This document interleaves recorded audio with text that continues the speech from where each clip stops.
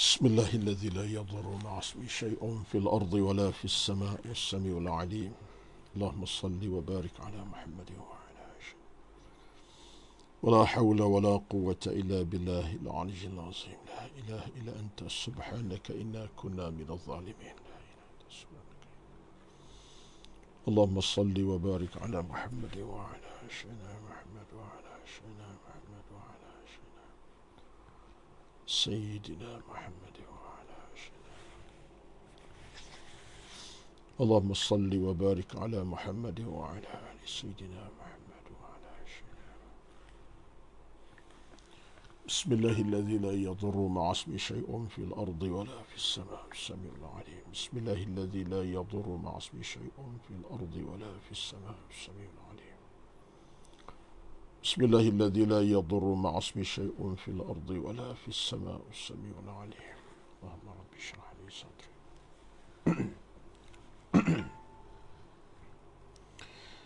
السلام عليكم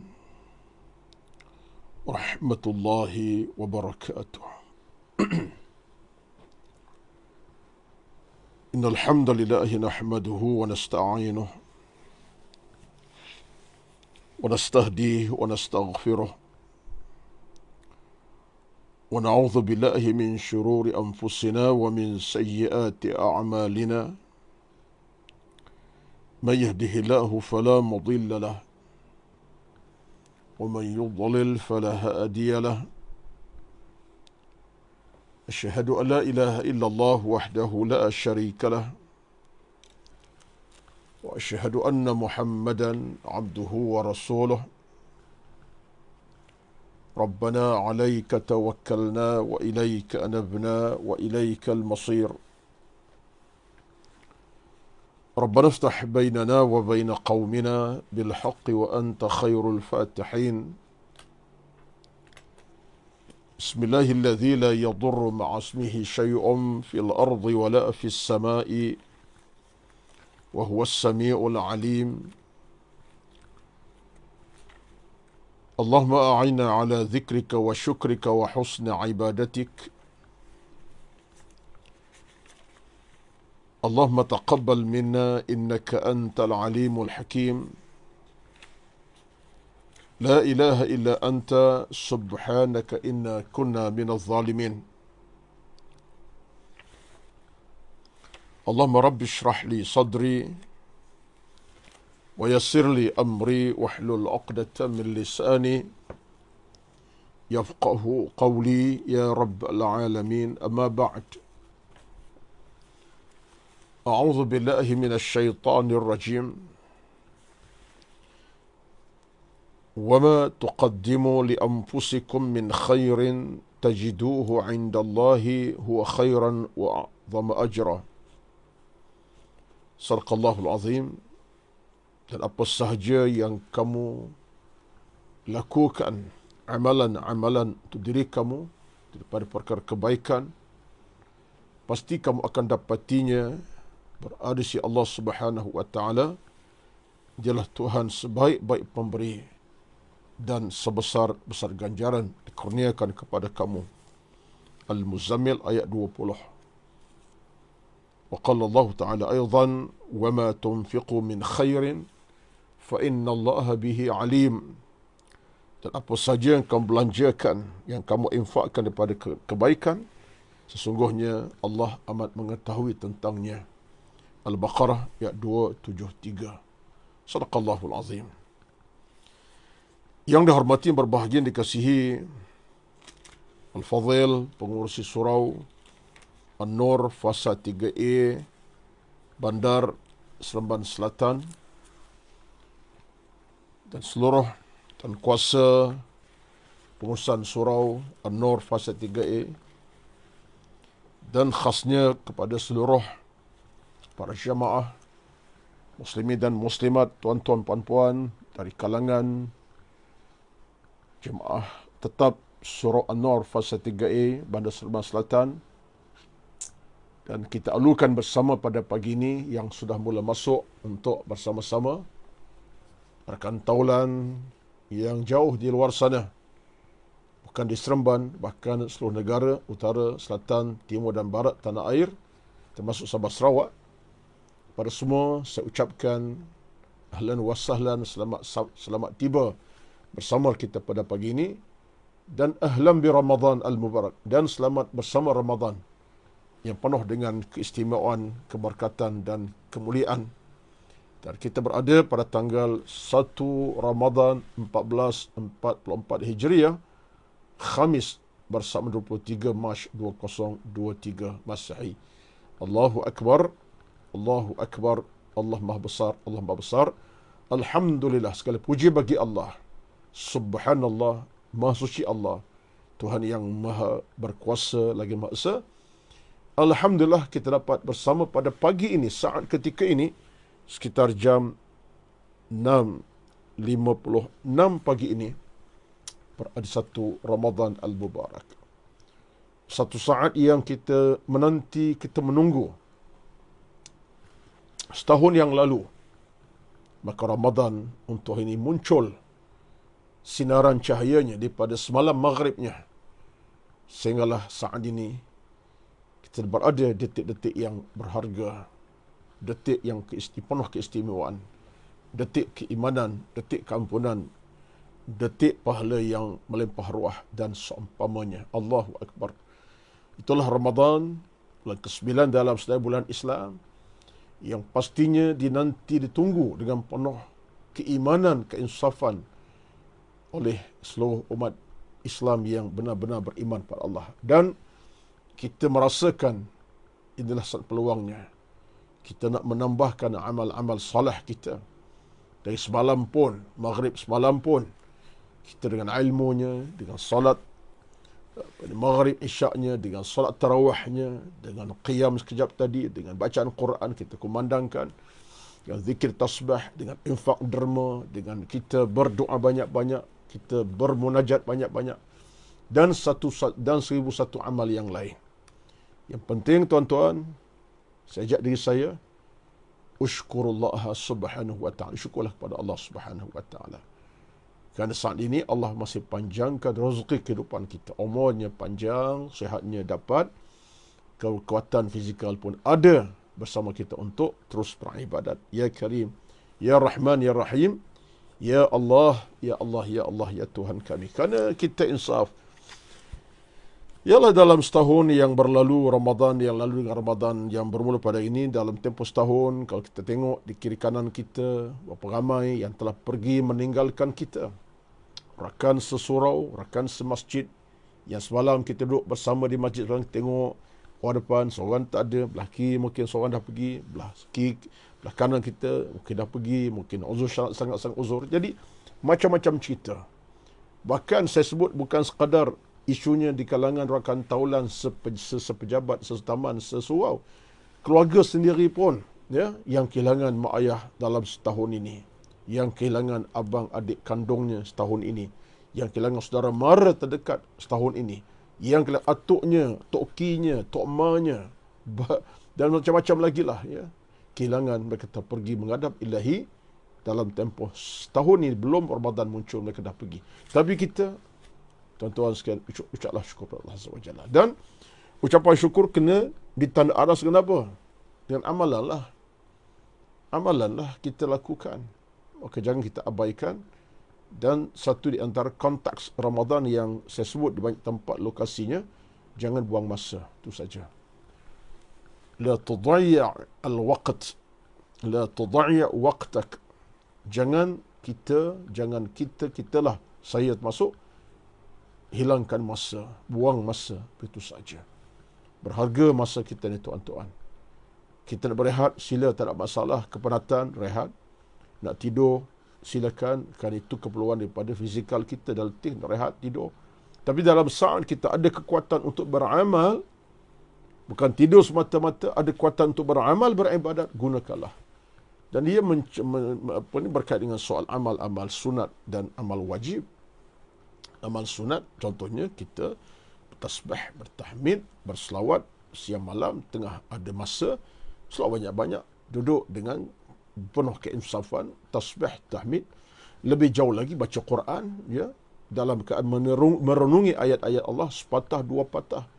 Ya, ada di kalangan asatiza kita yang sedengar ceramah, dia kata nak baca pun tengok Quran dulu.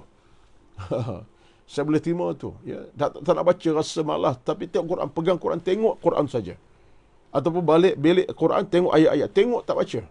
Dia ada tarikan insya-Allah kemudiannya. Bermula dengan tengok, lihat, akhirnya kita akan seronok baca.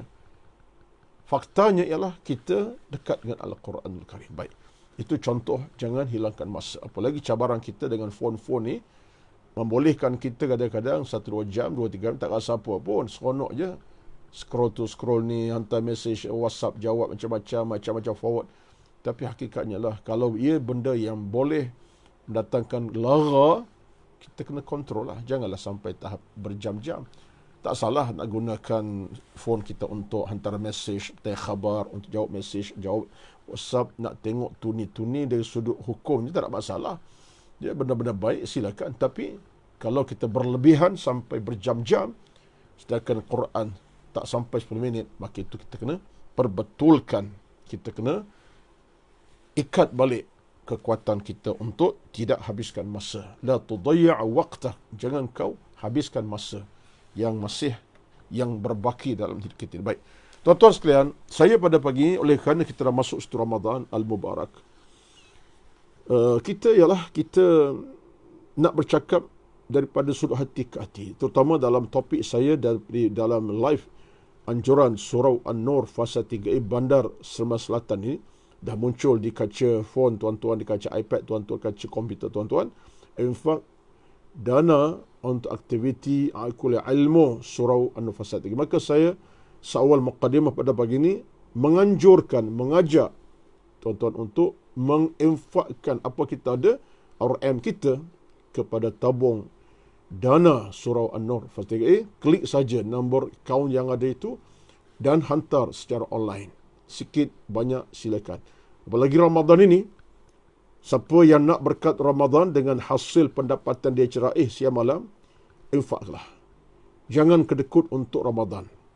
Infaklah ke banyak pihak, banyak ruang kita boleh infak. Terutamanya kerana kita live bersama Surau An-Nur kepada Surau An-Nur. Mereka akan terima hak tuan-tuan pada sudut harta tuan-tuan untuk diinfak ke jalan dakwah, aktiviti, program agama, renovation surau depan. InsyaAllah. Jadi saya kira ini pun satu di antara peringatan besar, kerana di pagi yang penuh barakah ini kita kena ambil kesempatan untuk infak dana. Jangan tangguh-tangguh. Jangan fikir 16 kali. Sekali fikir cukup. Fikir 16 kali jauh sangat. Akhirnya tak derma, akhirnya tak derma. Infak, akhirnya tak infak. Tak, kita nak menyumbang. Sebab Nabi bersabda dalam satu kitab Tahawi disebutkan afdalun nasi imanan absatuhum kaffan. Seorang yang benar-benar di kalangan baik kan, maksud orang yang tangannya mudah nak menyumbang, memberi ataupun nak bersedekah. Dia dalam hadis pun sebut, Imam Tabari kata as-sakhiyyu qaribun min Allah, qarib min al-rizq, qarib minal jannati. Orang yang pemurah itu dekat dengan Tuhan, dekat dengan manusia, dekat dengan syurga Allah Azza wa Jalla. Ini siapa? As-sakhi, orang yang suka menyumbang, memberi, menginfak. Inilah orangnya, kata Nabi, kata dalam Tabarani, Nabi bersabda, dekat dengan Allah, dekat dengan manusia, dekat dengan syurga. Itu kemuncaknya, dekat dengan syurga. Kata tuan-tuan, insya-Allah, ajak anak isteri kita, ajak keluarga kita, jom bang, kita infak dana kita kepada, infak duit kita, tak banyak pun, sikit kepada tabung surau An-Nur Facilitate A. Nombor akaun Bank Islam dah ada. Ambil tuan-tuan, ambil. Tak boleh ambil sekali seminggu, hari-hari pun tak apa, tak ada masalah. Ya? Sepanjang Ramadan, hari-hari kita tunaikan insya-Allah. Insya-Allah. Pahala menanti, rahmat menanti, redha menanti, berkat menanti, segala menanti kita insya-Allah. Kerana itulah Nabi Ramadan ini disebut sebagai kana ajwadan nas, seorang insan yang paling suka derma menyumbang dan lebih laju daripada karahil minarrihil mursalati, daripada angin kencang Nabi lebih laju lagi. Maknanya cepat Nabi menyumbang, tak tangguh-tangguh dah, tak fikir 16 kali, 2 kali pun tidak, sekali fikir je.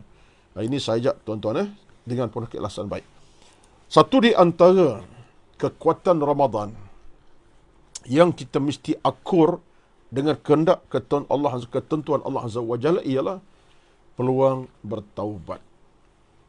fursatul audati ila Allah bitariqati taubati ila Allah ilaihi bitariqati taubati ilaihi. Ialah kita bertaubat kembali kepada Allah Azza wa Jalla. Itu di antara nikmat Ramadan yang paling utama sekali. Ramadan syahrul maghfirati. Ramadan bulan keampunan. Ramadan syahrul audati ila Allah. Ramadan bulan kita nak balik kepada Allah kembali. Ramadan syahrul istighfar. Ramadan bulan istighfar sebanyak-banyaknya. Ramadan syahr doa. Ramadan bulan berdoa. Jadi di antara ialah bertaubat. Doa dan taubat, doa dan merintih itu makna kita nak kembali kepada Allah Azza wa Jalla. Baik. Jadi satu yang ciri utama dalam Ramadan, sekarang kita menikmati ialah taubat, tuan-tuan. Jadi untuk pagi ini saya akan sentuh isu taubat yang walaupun telah acap kali kita sebut, tapi tidak jadikan kita dalam keadaan mual untuk mendengar cerita taubat sabar waktu. Apalagi kita masuk Ramadan ini, kita hadir dengan nak masuk ke pintu taubat yang Allah buka kepada kita. Jadi orang yang tak nak minta taubat ini, kerugian besar. Dia rugi serugi-ruginya. Ramadan dapat, dia tak nak masuk pintu taubat, tak nak bertaubat, kekal dalam maksiatnya. Orang paling rugi dunia akhirat. Tak ada orang paling rugi. Sebab peluang taubat ada, tak nak masuk. Pintu pun nak masuk, tak boleh macam tu. Allah buka, masuk segera. Baik. Jadi seolah-olah Ramadan pintu taubat. Allah buka Ramadan, dimasuki dengan nama Bab Taubati Allah. Bab bertaubat kepada Allah Azza wa Jalla. Baik. Kenapa kita tekankan isu taubat ini? Kerana kita banyak sekali buat dosa dan mungkar maksiat. Saya akur dengan apa yang sampaikan untuk diri saya dan tuan-tuan. Kita kena akur siapa pun kita. Kita ni banyak kathratul khata', banyak buat silap. Kathratul dhunub, banyak buat dosa. Langsung tak langsung, sedar tak sedar. Yang tak sedar, banyaklah. Yang sedar tu secara sengaja, apatah lagi. Maka tuan-tuan, taubat ini adalah kelangsungan daripada kesilapan kita dalam kehidupan. Dan itulah sebab Nabi bersabda kepada kita, kullu bani Adam khata' wa khairul khata'in at-tawwabun. Tiap semua anak Adam itu pendosa. Hatta yang bercakap sekarang ni, live dah 20 minit live ini, juga pendosa besar boleh jadi. Allahu Akbar. Minta maaf semua macam tu. Kena akui, dosa ada. Besar tidaklah insya-Allah, tapi dosa kecil boleh jadi hari-hari kita buat. Saya buat. Allahu Akbar, Allahu Akbar, Allahu Akbar. Allah Maha Besar. Pendosa. Dan sebaik-baik pendosa itu kata Nabi siapa? Sebaik-baik pendosa orang yang kembali kepada Allah. Tawabun. Mereka yang bertaubat. Nabi sebut khairul khata'in. Sebaik-baik pendosa. Bukan pendosa baik. Pendosa tak baik, tetapi orang berdosa tadi, dia insaf. Dia sedar. Dia dah mula cipta kebaikan. Apatah lagi dia insaf betul. Dia istighfar. Dia taubat. Dia menangis. Itu orang sebaik-baik manusia. Dia buat silap. Ya. Tapi dia boleh kembali pangkal jalan. Itu kata Nabi. Khairul khata'in. Sebaik-baik orang buat silap. Kita kena masuk kerangka ni tuan-tuan. Tak nak jadi sejahat-jahat manusia. Sejahat-jahat manusia. Sebuah min aswa'in nas. Tak nak tuan-tuan kita jadi manusia yang dikatakan dalam agama min aswa'in nas, seburuk-buruk manusia. Sejahat-jahat manusia tak nak. Tak nak. Kita nak jadi min apa ni kata apa tadi? Min ahsanin nas, sebaik-baik manusia. Khairul khata'in, sebaik-baik orang bersalah atau wabun yang bertaubat kepada baik.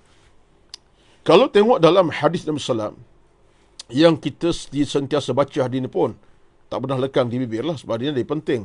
Daripada Abu Musa al-Asy'ari radhiyallahu anhu bersabda, "Inna Allah Ta'ala yabsutu yadahu bil-laili liyatuba musii'un nahar wa yabsutu yadahu bin-nahar liyatuba musii'ul laili."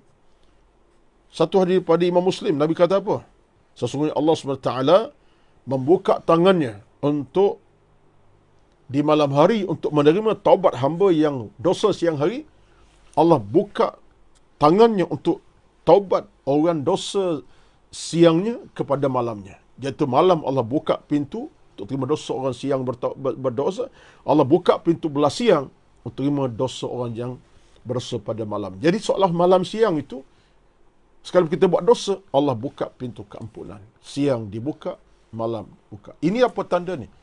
Benar Allah nak tengok kita berjaya, bukan gagal. Diradai, bukan dimurkainya.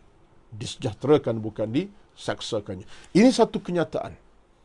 Dan Ramadan ni saya tak fikir lebih jauh lah, melainkan ini peluang kita. Daripada semalam kita dah sembahyang tarawih, berapa ramai kita telah air mata tumpah. Tadi sekejap tadi belum subuh, sekitar pukul 6 10 minit tadi. Kalau kita kelompok 6 10 minit, jam 4 5 pagi, air mata tumpah tidak kita bersujud dalam solat qiyam kita. Jam subuh kejap tadi selesai, apakah dalam 3 minit kita tumpah air mata penyesalan dosa-dosa kita? Tidak. Kalau tidak, kita rugi. Kalau tidak rugilah kita. Tidak tahu, kita rugilah kita. Yang kita nak, ya benar kita dah buat dalam kadar kemampuan kita. Dengan bersungguh-sungguh, itu yang utama. Panjang ke pendek permintaan itu saya tak fikir satu benda yang penting. Tapi kesungguhan itu ada. Pendek, bersungguh, bagus. Panjang, sungguh lagi bagus. Panjang, pendek, berdoa tadilah merintih. Tapi kesungguhan daripada hati kita terus mulus kepada Allah Azza wa Jalla. Maka tuan-tuan, asas utama taubat ialah nak kita ini, hati kita benar-benar nak kepada redha Allah Azza wa Jalla. Bukan saja air mata menangis tumpah, air matanya. Hati menangis tumpah, seolah air mata hati pun tumpah. Seolah macam itulah. Tapi air hati tak ada air mata kan. Yang ada air mata sini. Tumpah air mata kita, seolah hati pun tumpah air matanya. Menyesali akan dosa-dosa yang lalu. Jadi Allah sedia menerima taubat hamba-Nya. Yang dosa siang hari diterima pada malamnya. Yang dosa belah malam Allah terima taubat pada siangnya kemudian. Allahu Akbar. Baik. Kalau tengok kepada definisi taubat ini, apa dia tuan-tuan? Kita bukanlah nak belajar detail, tapi nak mengambil satu rumusan lah, ya, dalam kita bicara tentang nikmat Ramadan. Di antara ialah kerana kita akan bertaubat dan terus bertaubat sepanjang masa taubat Ramadan ni, ialah apa nak taubat? Taubat itu definisikan dalam bahasa ialah kembali. Al-audah. Taubat didefinisi dalam bentuk bahasa lughatan ialah al-audatu, kembali. Taubat, kita kembali. Balik semula ke pangkal jalannya. Balik semula ke destinasi yang pertamanya. Itu maksud taubah, bahasanya.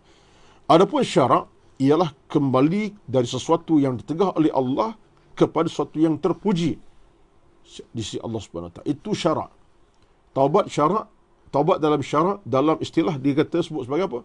Taubat ialah sesuatu, kembali.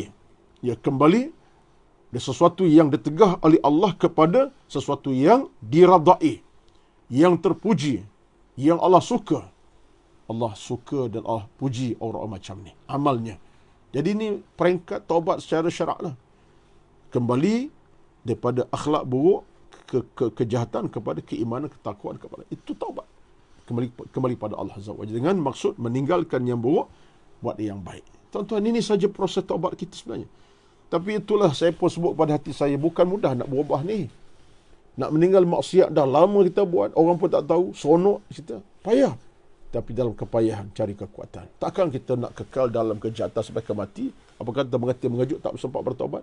Siapa yang tak takut? Takut kita, tuan-tuan.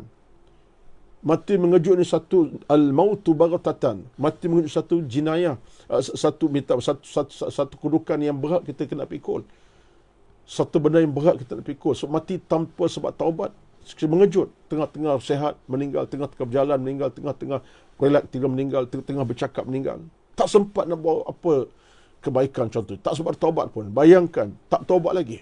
Meninggal mengejut. Allahu Akbar. Allahu Akbar. Allahu Akbar. La ilaha illa anta subhanaka inna kunna minadh zalimin. Kami ni hamba pendosa, ya Allah.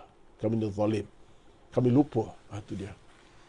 Seorang tokoh besar, Imam Al-Ghazali dalam kitabnya Ihya Ulumuddin, menukilkan dalam karya terakhirnya Minhajul Abidin.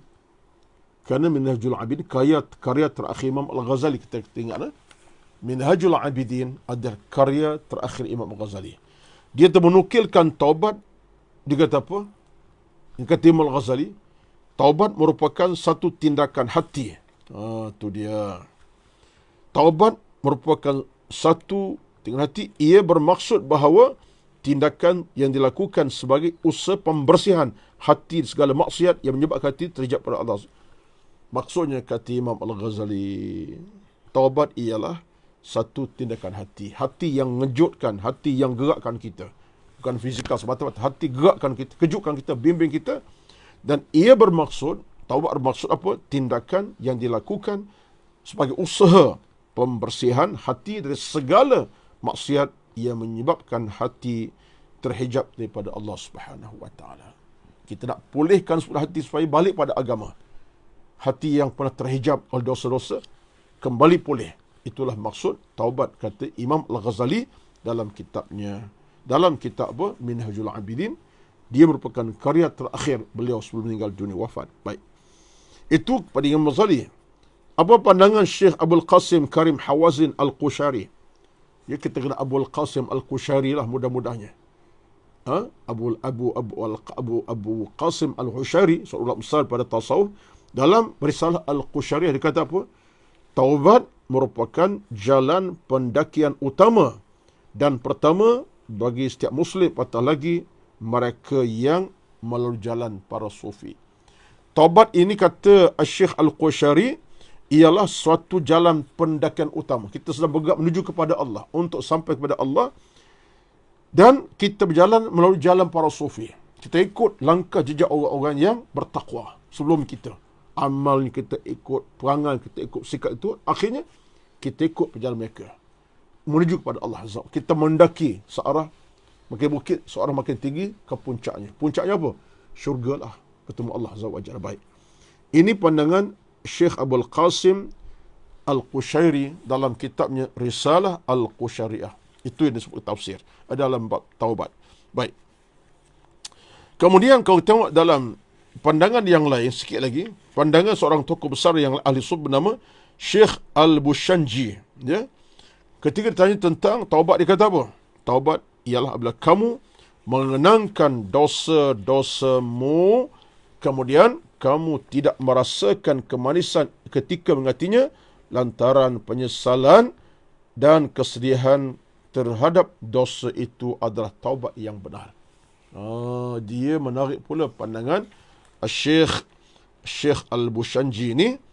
Dia kata kepada kita, taubat ialah kita kenang balik dosa-dosa lama kita. Kenang balik dosa-dosa lama kita dan kita rasa macam tak ada kemanisan hidup kita ini. Dosa kita buat je kita rasa macam susah hati, tak tenang, tak ada kemanisan iman. Ketika itulah kita ingatkan dosa, kita pun cari jalan untuk kembali pada Allah dengan sesungguhnya. Air mata dah tumpah dah, tangan diangkat, tengok. Kita kenang dosa lama, kita rasa memang kita tak ada kemanisan iman hidup, tak ada kesenangan, kita mula balik pada Allah dengan kita meratap kesedihan di atas. Itu taubat menurut syekh kita ini. Baik. Jadi kalau kita tengok kepada isu taubat ini, ia datang daripada satu isu yang besar, itulah usaha, kemahuan, keinginan untuk berubah. Itu taubat. Datang daripada dorongan hati nurani untuk berubah kepada suatu peringkat lebih baik pada apa kita ada. Khas dosa, kita tinggalkan, cari pintu rezeki keimanan. Datang daripada kesungguhan, al-jahdu bil qalbi safi, dengan hati yang suci, dengan keazaman yang tinggi, bin niyatus salih, dengan niat salihah. Tuan-tuan, Ramadan kalau kita tak bersungguh-sungguh, berlalu 1, 2, 3 Ramadan, tak kita mula taubat kepada kita nak ke mana kita sebenarnya, tuan-tuan. Takkan kita degil sampai rupa begitu sekali, tak kita nak angkuh dengan Allah begitu sekali rupa keadaannya. Tak. Kita tak nak. Degil, angkuh ni bukan sifat kita. Dan bukan sifat makhluk Allah Azza. Allah pun tak ada macam tu. Yang Allah ada, ya latif bi'ibadih. Allah sayang kepada hamba-Nya. Lemah lembut dengan kita. Yang ada bagi Allah Ar-Rahman, pemurahnya. Ar-Rahim, penyayang. Itu bagi Allah Azza wa Jalla. Tidak ada sifat yang keji. Jadi kalau kita mengekalkan sifat keji, itu siapa kita tu? Itulah kejahatan kita, keburukan kita. Sedang Allah tak suka. Ini saya sebut ini sebab satu, kita nak ingatkan, rasa nak bertaubat ini satu benda yang besar. Keinginan tu mendalam. Bila masuk ruang Ramadan ni, air mata tumpah tak berhenti. Daripada maghrib semalam, isyak semalam, lepas tarawih, pagi ni pun air mata lagi. Bukanlah menangis 24 jam, tapi tiba masa air mata tumpah. Saat kita bangun qiyam tahajud pukul 4:30 tadi, tumpah air mata 2-3 titis atas sejadah. Saat lepas subuh kejap tadi, baca Quran, air mata titis. Ingat dosa kita lama, mohon ampun. Jadi, proses tuan-tuan, proses datang pada hati kita nurani. Sebab itulah, bab taubat ini tak akan muncul atas paksaan orang. Bab taubat tak akan datang pada orang melalui perintah orang. Dia tak boleh macam tu. Perintah macam mana tak ada. Tapi datang daripada luhurnya hati seorang manusia itu sendiri. Qalbuhu huwa. Hatinya dialah dia. Pemunyanya. Dialah. Kita lah. Mana datang pada sini. Kemahuan, keinginan dan perasaan nak berubah daripada hati kita nurani ini. Aku nak berubah, kena ubah. Aku kena kembali kepada Allah. Jangan jadi manusia degil macam ni. Tak dosa dah. Dosa ni bebanan. Kalau aku mati tak minta taubat, jahat. Pada buruk aku. Syurga tak ada. Neraka menanti. Kita fikir macam tuan-tuan. Saya pun laju sikit ni. Ramadan semangat lah tuan-tuan ni. Tapi nak cerita ni bukan apa. Kekuatan pada hati. Betul hati kita ni tempat membiak segala benda yang baik dan buruk. Hati kita tuan membaik dan bukan memburuk pun ada. Dia menjadi tempat biakan. Pembiakan yang buruk-buruk hati kita. Tapi kalau membiak benda baik, semakin mulia. Hati kita tidak kering dan tidak keadaan serata begitu. Bukan statik. Hati kita boleh berubah. Maka kita pun sebut Al-Quran. Allah sebut Al-Quran kan. Dalam Quran Allah kata apa kepada kita? Allah berkuasa atas hati kita. Allah pegang kunci hati kita. Dia nak buka tutup dia. Kalau dia buka, masuk ilmu. Kalau tutup, ilmu tak masuk, jahat dia masuk. Maksiat. Jadi kita kena usahalah. Dengan usaha tadi kita akan dapat rezeki. Allah permudahkan. Baik. Saya nak sebutkan 2-3 perkara sebelum tutup pada pagi ini. Kita merenungkan. Sebab-sebab yang mampu membangkit rasa taubat. Apa sebab yang boleh bangkit rasa bertaubat? Tadilah kita kemahuan. Ini Ramadan terutama sebagai contoh. Ramadan ni. Kemahuan mendalam ni. Aku taubat bukan saja malam, siangnya. Bukan saja siang, malam sekali. Maknanya 24 jam lah mudah-mudahnya. Lepas solat zuhur, taubat. Lepas asar, taubat. Dekat buka puasa, taubat. Lepas tarawih, taubat. Tengah malam, taubat. Duha, taubat. Qiyam, taubat. Taubat memanjang kita. Baguslah macam tuan-tuan. Bukan 2 kali sebulan, 2 kali seminggu, 2 kali sehari. 16 kali sehari, 25 kali sehari. Beratus kali sebulan. Kita nak macam tu lah. Sebab ini harga sebuah taubat. Jadi sebab-sebab yang mampu bangkit rasa taubat, apakah sebab-sebab yang boleh bangkit rasa taubat kita? Pertama sekali ya, kita ingatkan kematian. Zikrul mauti, iaitu tanda besar kepada kita. Tanda besar kita ingatkan mati sebenarnya. Kita boleh bertaubat segera bila zikrul mauti kita ada tanda dalam hati kita ingatkan mati akan datang mengejut. Tak begitu. Tuan-tuan percaya, terima. Tak percaya, kena terima juga. Sebab ini kenyataan ya, bukan satu kepalsuan, main-main. Antara benda yang bangkit rasa taubat kerana ingatkan mati. Aku kalau mati hari ini, apa cerita? Kalau mati sekarang, apa cerita? Ada kebimbangan tak? Kebimbangan. Sebab tak taubat lagi. Dosa banyak. Ingatkan mati, cabang penting untuk kita segera kepada taubat. Kerana ingatan yang mendalam tentang kematian dan kehidupan sendiri dalam alam kubur seorang-seorang mampu bangkit rasa bertaubat. Kita renung. Aku di atas dunia ni ramai anak isteri kiri kanan. Tapi bila kalau mati, seorang dalam kubur. Seorang-seorang yang tak ada berteman taulat. Allah tak nak. Biar aku nak berteman dengan ilmu aku. Ilmulah teman aku. Itu macam tu berfikir. Kita akan bertaubat kepada Allah Subhanahu Wa Taala. Ialah ada satu peringatan yang disebutkan oleh ulama Sufi bernama Hatim Alwan ataupun dikenal sebagai Hatim Al-Asam. Dia Hatim Al-Asam tu dikenal sebagai Hatim Alwan, ya. Tapi biasa yang kita jumpa ialah Hatim Al-Asam. Dia pernah sebut, dia kata apa?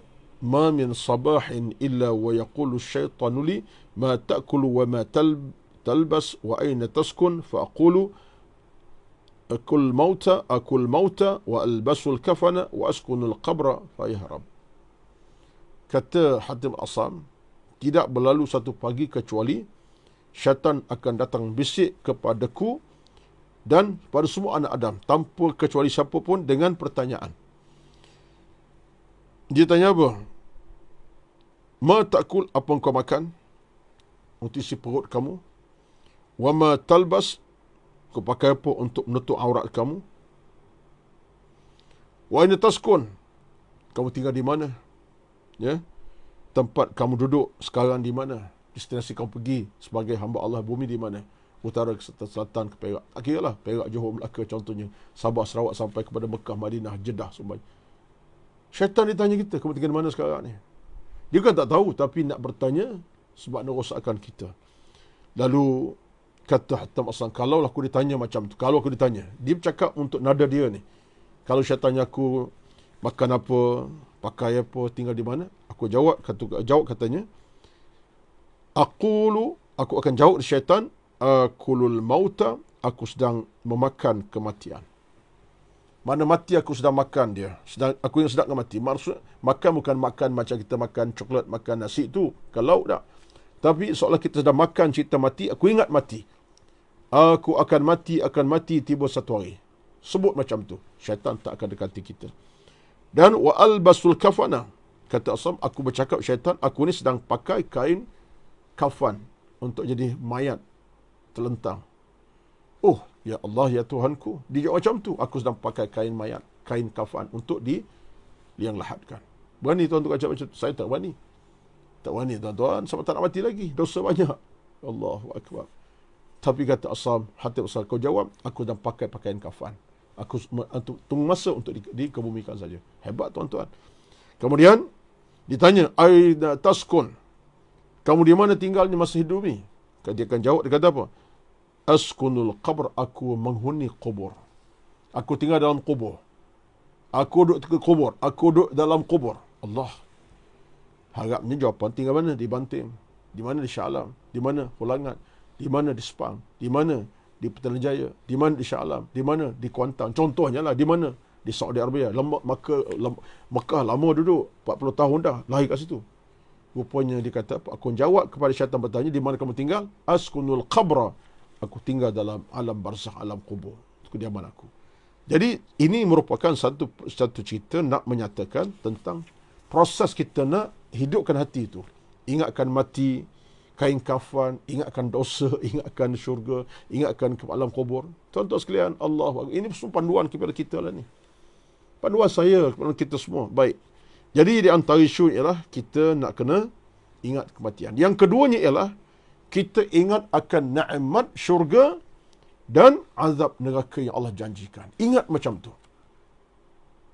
Kita cepat bertaubat. Pertama ingat akan mati tadi. Yang kedua apa dia? Ingatkan tentang azab yang menanti, iaitu neraka yang membakar-bakar tempatnya, dan ingatkan nikmat syurga yang menanti-nanti penuh keselamatan. Jadi ada dua ingatan sekaligus. Ingat neraka yang menakutkan, ingat syurga yang gembirakan. Cepat bertaubat. Sebab kita nak jadi ahli syurga bukan neraka. Jadi segera kita bertaubat sebab apa? Ingatan itu. Jadi ingatan macam Tuhan tidak merugikan kita. Termenung, neraka memisahkan. Ya Allah, tak nak aku, tak nak. Taubatlah kita. Akan dosa kita buat, takkan nak biarkan lagi. Aku nak syurga, ya Allah. Syurga ni penuh kenikmatan. Quran kata bagian-bagian. Allah Akbar. Nak. Kita segera bertaubat, buat kebaikan. Jadi, pusingan hidup macam tuan-tuan. Pusingan hidup kita ni mesti kita asas kepada ingatkan mati, ingat dosa pahala, taubat kita segera. Kalau tidak kita lengah taubat, mungkin bertahun-tahun tak bertaubat. Ramadan pun tak taubat. Puasa-puasa, taubat tak ada. Iman tak tumpah. Jangan tuan-tuan. Terutama Ramadan ini, kita ambil kesempatan untuk terus kita mohon keampunan siang dan malam, pagi petang, al-maghfirah kepada Allah. Allah tidak kecewakan kita.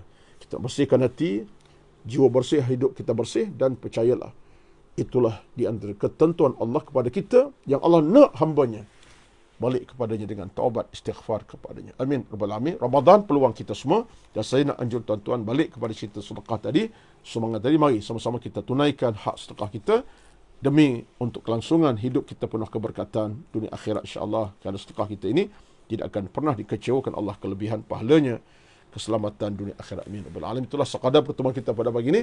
Hari pertama Ramadan. Bertemu lagi insya-Allah dengan izin Allah pada minggu akan datang.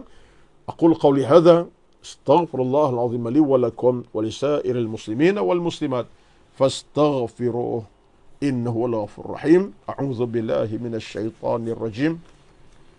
Bismillahirrahmanirrahim. Alhamdulillahi rabbil alamin, wassalatu wassalamu ala sayyidina Muhammad wa ala alihi wa sahbihi ajma'in. Allahumma ighfir lana dhunubana wa liwalidina warhamhuma kama rabbawna shighara. والجميع المسلمين والمسلمات والمؤمنين والمؤمنات الأحياء منهم والأموات. ربنا آتنا في الدنيا حسنة وفي الآخرة حسنة وقنا عذاب النار. والحمد لله رب العالمين. Para semua yang hadir sama saya pada pagi ini di luar sana, rakan jemaah semua, para semua diucapkan selamat Ramadan al-Mubarak. Beramal dan terus beramal. Moga kita semua dalam keberkatan Allah Azza wa Jalla. Assalamualaikum warahmatullahi wabarakatuh.